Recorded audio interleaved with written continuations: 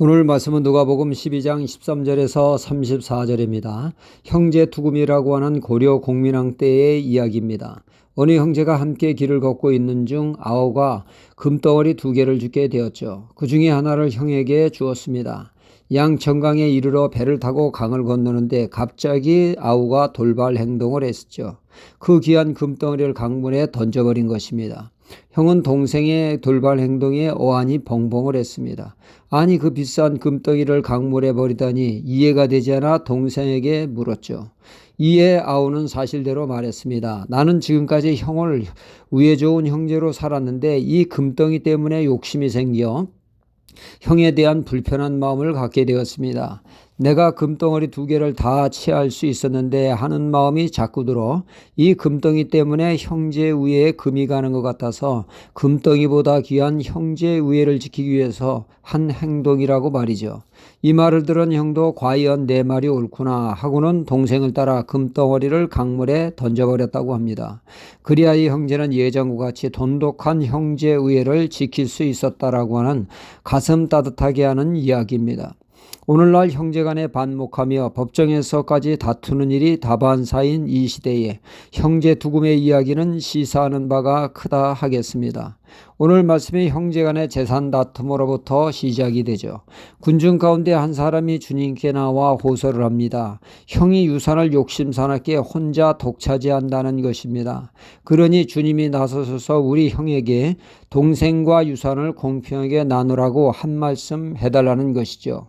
이에 주님은 내가 이 땅에 온 것은 자잘못의 시비를 가르는 재판정으로 온 것 아니고 구원자로 오심을 상기시키면서 그 호소자인 동생에게 말씀을 하십니다.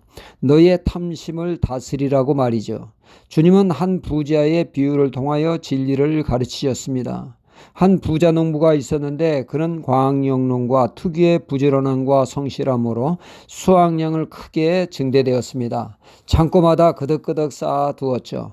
잔뜩 쌓아놓고는 부자는 농한기를 맞이하여 먹고 마시며 신나게 즐기려고 했었습니다. 그때 하나님은 말씀하시죠. 어리석은 자여, 오늘 밤 생명의 주인이신 하나님이 너의 생명을 거두어 가시면 그간 잔뜩 쌓아놓은 건 네 것이 되겠느냐 묻습니다.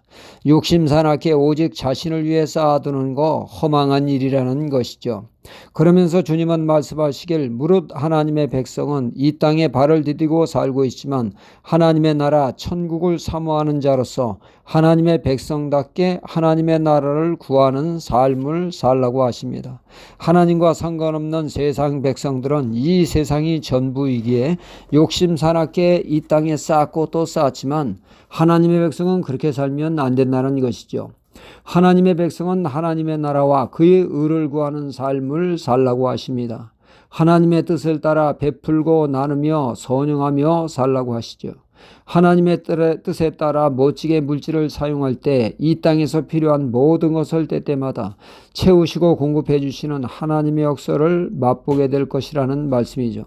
마태복음 18장 18절에 진실로 너희에게 이르노니 무엇이든지 너희가 땅에서 매면 하늘에서 맬 것이요 무엇이든지 땅에서 풀면 하늘에서도 풀리리라 말씀을 하십니다.